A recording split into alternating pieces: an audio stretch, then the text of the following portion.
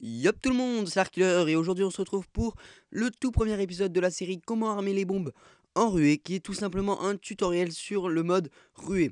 Alors déjà il faut savoir que le mode ruée est un mode très apprécié sur Battlefield 3 par la communauté et il est donc très joué. Moi-même je l'apprécie, c'est d'ailleurs pour ça que je vous propose un tutoriel dessus. Donc en quoi consiste ce mode? Alors tout d'abord il y a une équipe assaillante et une équipe qui défend. Alors l'équipe qui attaque va essayer d'amorcer les deux relais qu'il y a par zone. Il y a plusieurs zones par map, ça dépend de la map, de la taille de la map souvent. Si une map est considérée comme une map grande, elle aura plus de zones, vous m'avez compris.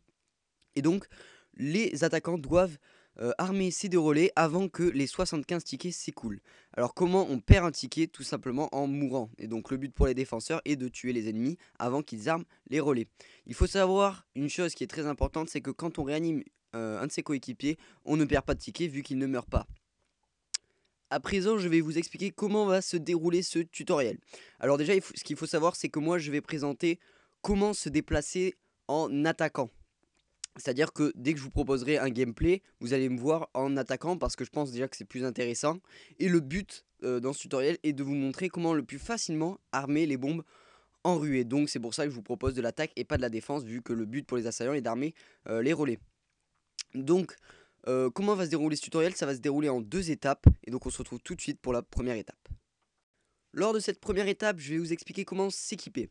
Alors vous savez bien qu'on s'équipe en fonction de la map et du mode. Alors là donc ça sera toujours le mode ruée en attaque et donc les maps vont varier en fonction des épisodes. Donc là c'est la map Karg. Et donc sur une escouade de 4 joueurs, je vais vous expliquer combien doivent jouer soutien, combien doivent jouer assaut, etc. Vous m'avez compris. Avec quelles armes s'équiper pour être le plus efficace dans ces duels, quelle spécialisation mettre, etc.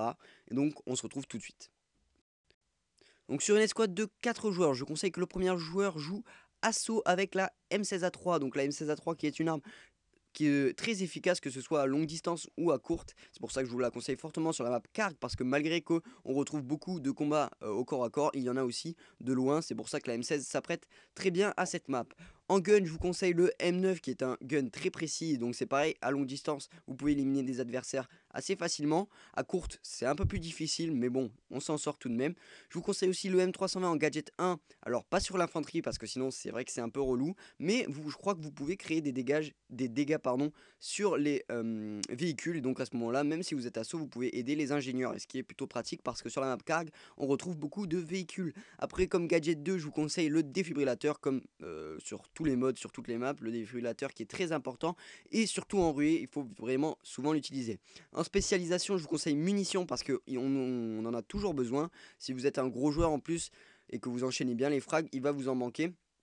Surtout si vous n'avez pas de soutien dans votre escouade, donc munitions presque à utiliser sur tous les modes et sur toutes les maps. Comme second joueur, je vous conseille une fois de plus un assaut, donc dans une escouade de 4, 2 assauts pour pouvoir réanimer ses potes et perdre moins de tickets. Donc avec la M416 qui est aussi une arme très efficace, elle ressemble un peu à la M16. Non, moi non, je ne trouve pas non plus que c'est une arme cheatée, beaucoup la trouvent abusée, mais pas du tout moi, c'est une arme très efficace. En gun, je vous conseille le G18 qui est un gun très efficace au corps à corps, très difficile à manier à longue distance, donc c'est pour ça que je vous conseille de le sortir que si vous avez un adversaire à gérer au corps à corps et que vous lui avez déjà enlevé un peu de vie. Après, le medikit pour vous donner de la vie, c'est toujours pratique. Moi, je mets presque tout le temps le medikit. J'avoue, jamais utiliser le M320 parce que j'aime pas forcément jouer avec. Je trouve pas ça très utile, même si je vous l'ai conseillé avant pour les personnes qui apprécient jouer avec. Après, je vous conseille une fois de plus le défibrillateur et en munitions sprint. En munitions, n'importe quoi. En spécialisation sprint. Pourquoi sprint? Pareil, en ruée, en attaque, sprint est très important pour rusher rapidement les adversaires pour qu'ils n'aient pas le temps de retourner dans leur spawn. Vous savez, quand une zone est terminée, il y en a une autre, et comme ça vous allez plus vite sur la nouvelle zone, et donc c'est plus efficace pour vous. Comme troisième joueur, je vous conseille un ingénieur pour pouvoir détruire les véhicules parce qu'on en retrouve beaucoup sur la map Karg et donc c'est très pratique d'avoir un ingénieur dans son escouade sur cette map. Donc comme arme, je vous conseille la M4A1, donc vous avez remarqué que je vous conseille des armes qui sont faciles d'utilisation forcément parce que quand je fais un tutoriel, je m'adresse plus aux débutants. Donc la M4A1 qui ressemble beaucoup à la M16A3 mais en ingénieur, donc une arme très efficace que ce soit de loin ou au corps à corps. Après comme gun, je vous conseille le 93R qui n'est pas non plus très précis à longue distance, mais qui s'avère être très efficace à courte. Donc je vous conseille, pareil que le G18, vous l'utilisez pour la même fonction. Après donc le SMO pour pouvoir détruire les véhicules, ou le javelin, ça c'est comme vous préférez. Mais bon, moi je préfère toujours le SMO, même si ça fait moins de dégâts, je trouve ça mieux. Et après la réparation pour pouvoir réparer les chars parce qu'on possède beaucoup de chars sur Karg et donc un ingénieur qui répare votre char pendant ce temps que vous êtes en train d'aider les alliés à poser la bombe, c'est vraiment très efficace. Comme spécialisation, je vous conseille par éclat, donc parce que comme je vous l'ai dit, il y a beaucoup de véhicules en face et donc avoir par éclat, vous prenez moins les dégâts des véhicules et donc ça vous rend beaucoup plus efficace au duel. Je vous conseille comme quatrième et dernier joueur un soutien. Alors ça peut être un soutien ou un deuxième ingénieur comme vous voulez. Donc toujours pour la même fonction, détruire les chars. Et donc comme arme je vous conseille le M249. Moi je connais pas forcément très bien les armes de soutien. Je pense que le M240 est pas mal aussi, la M27IR aussi. Moi j'aime bien jouer avec le M249 donc je vous le conseille. Comme gun le M412 Rex parce que c'est un gun très efficace, donc il one shot ou il met 2 shots à peine. Après il est dur à manier donc je vous conseille plus pour les joueurs qui sont un peu vétérans sur Battlefield. Après je vous conseille forcément munitions pour donner des munitions à vos coéquipiers. Et le C4 pour pouvoir détruire le véhicule. Donc pourquoi un ingénieur et un soutien? Donc pendant ce temps que l'ingénieur est en train d'agater le char à longue distance, le soutien peut arriver un petit peu en fourbe sur le char et donc le détruire très rapidement parce qu'en plus les C4 sont très efficaces sur Battlefield 3.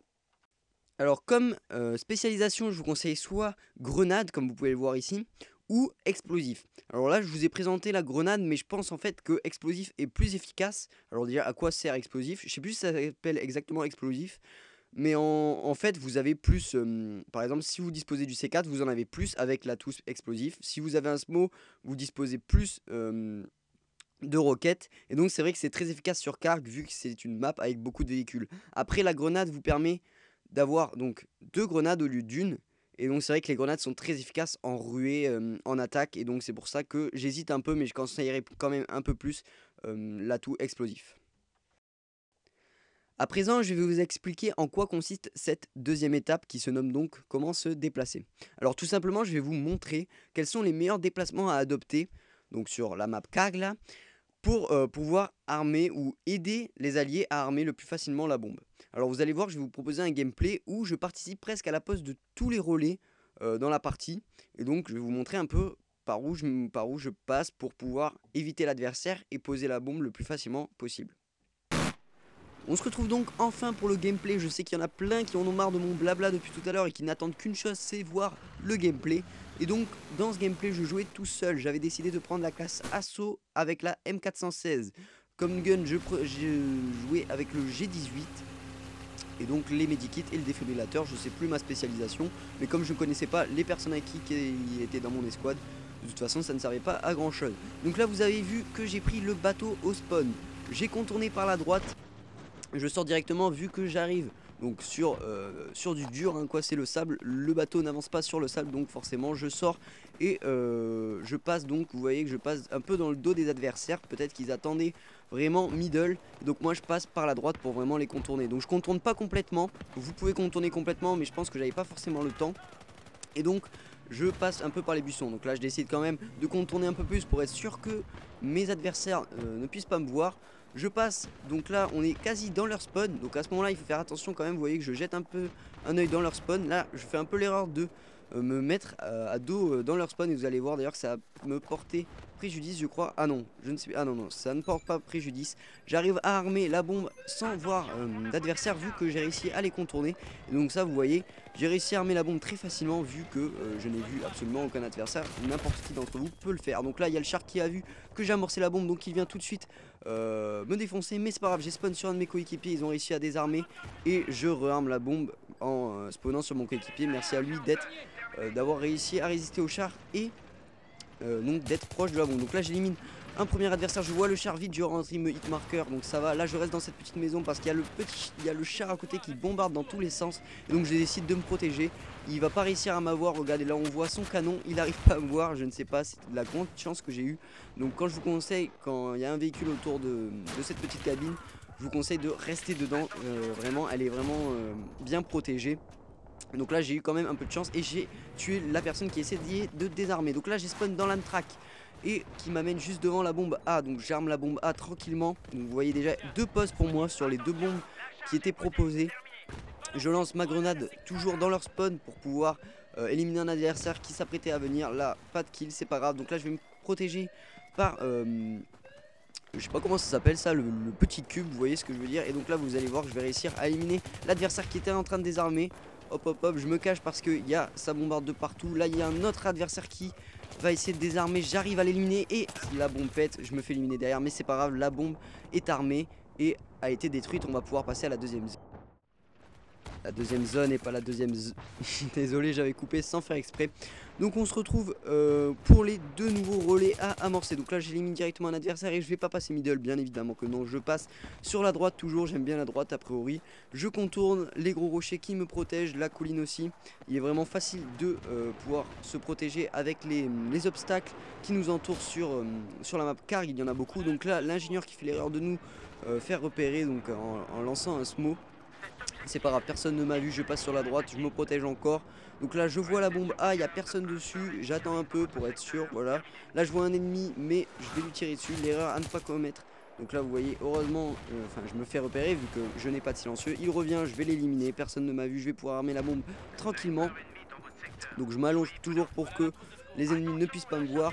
On va aller directement se mettre au fond du tube. Ah non, oui voilà, il me semblait bien aussi. Je vais même me mettre au fond du tube. Là je vois un adversaire, un sniper. Je me fais tirer dessus par derrière, je m'allonge, je me retourne. Un ennemi qui était en train de désarmer, je l'élimine. Je vois le sniper nez à nez avec moi, je l'élimine, il était en train de scoper. Autre part, tant pis pour lui. Et sauf que ça a désarmé pendant ce temps là. Donc j'arrive pas à éliminer encore l'adversaire. Mais mes alliés ont posé la bombe B. Donc du coup il va et je l'élimine vu qu'il ne m'a pas vu. Je vais aller re-amorcer la bombe A tranquillement. Toujours en s'allongeant pour pas que les alliés me voient. Je pose un kit de soins, je repars dans l'autre sens. Donc là je vais faire un peu de camp. Enfin si c'est de la camp parce que je suis viseur fixe sur la bombe, mais j'avais vraiment envie de capette et pas que d'alliés que des ennemis viennent me la désarmer. Donc là je suis même allongé, donc je me relève quand même. Je me dis c'est assez dégueulasse ce que je fais. Je regarde autour de moi pour être sûr que ça me contourne pas. La bombe B a pété et la bombe A ne va pas tarder. C'est magnifique, double pause. Donc là à ce moment là les défenseurs sont vraiment à l'ouest. Et donc on va pas pouvoir passer à la troisième zone. Donc la troisième zone qui est une zone assez difficile, notamment la bombe A. Donc à ces moments là je vous conseille toujours d'armer la bombe la plus difficile. Ce que je ne vais absolument pas faire. Je vais aller directement sur la bombe B. Donc on passe toujours derrière les murets.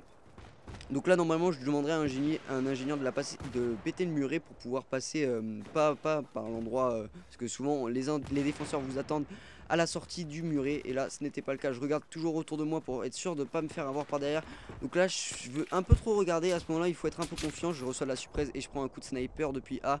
Beaucoup de snipers campent sur la bombe A et donc je vous conseille fortement d'éviter les snipers, donc de vous mettre à couvert pour aller armer la bombe B. Donc là la bombe B a été armée par un pote, j'élimine un adversaire, un deuxième qui essayait de désarmer en me mettant allongé, c'est magnifique. La bombe B pète et on va pouvoir aller diriger sur la bombe A. Donc là pour la bombe A je vais passer middle, ce qu'il ne faut pas forcément faire, mais c'est vrai que de la bombe B pour aller péter la bombe A on peut pas trop contourner. Donc ce que je vous conseille plutôt pour la bombe A c'est de passer depuis le spawn par la gauche. Et donc à ce moment là vous pouvez vraiment prendre les adversaires par derrière. Donc là je me fais tirer dessus, je me cache, je pose mon kit de soins, toujours à se cacher pour pouvoir éviter l'adversaire et le surprendre. Donc là je ne sais plus où est l'adversaire qui m'a tiré dessus, c'est pas grave, je vais monter, je suis un peu confiant. Est-ce qu'il y a des adversaires? J'en vois un qui pose du C4, il s'élimine lui-même avec son C4. Je vais pouvoir armer la bombe A tranquillement, il n'y a plus personne sur les bombes. C'est vrai que les défenseurs n'étaient pas fut en face, à chaque fois ils n'arrivaient pas bien à défendre les bombes, et ce qui m'a vraiment permis de vous proposer un gameplay plutôt sympa. Donc là on protège la bombe, là à ce moment là j'aurais dû regarder dans leur spawn, ce que je vais faire maintenant. Donc dans cette maison il y a deux adversaires, je les ai vus mais là ils ne peuvent pas m'avoir parce que je suis vraiment bien caché par le bâtiment qui est vraiment... Quand on a armé la bombe A, souvent elle pète parce que c'est vraiment dur d'aller désarmer la bombe A, comme c'est dur aussi de l'armer. Donc c'est souvent comme ça, quand une bombe est dure à armer, elle est dure à désarmer. Donc là j'ai la bombe A à péter, je vais aller éliminer les deux adversaires qui m'embêtaient dans la maison. Allez, un et le deuxième tranquillement. Donc on va passer maintenant à la toute dernière zone. Donc je décide de prendre l'Amtrac. Donc ça c'est un peu la méthode bourrin. Vous prenez l'Amtrac et vous bombardez la bombe comme un fou. Donc comme ça si les alliés sont proches de la bombe vous pouvez les éliminer et donc aider vos alliés à armer. Donc là je vois personne, donc je vais m'approcher de l'Amtrac, je sors et j'y reviens pour prendre la première place au lieu d'appuyer sur A et donc attendre 2 heures avant de conduire. Donc là je me mets vraiment dans le bâtiment, les ennemis peuvent très facilement me détruire. Mais c'est pas grave, j'ai confiance en moi et vous allez voir que ça va apporter plutôt... Enfin voilà, ça va vraiment aider les alliés. Là il y a deux ingénieurs ou deux soutiens qui viennent vers moi, donc je sors, je remonte parce qu'ils ont été éliminés. La bombe B est armée depuis un petit moment, elle va pas tarder à péter, mais non, parce que les alliés vont réussir à la désarmer. Ah, maintenant, voilà, objectif B désarmé. Donc là, j'ai fait du mauvais travail. Normalement, j'aurais dû vraiment bombarder la bombe B et les ennemis n'auraient pas dû réussir à désarmer. Donc là, il y a un ingénieur qui m'embête, je vais aller l'éliminer. Voilà, hop.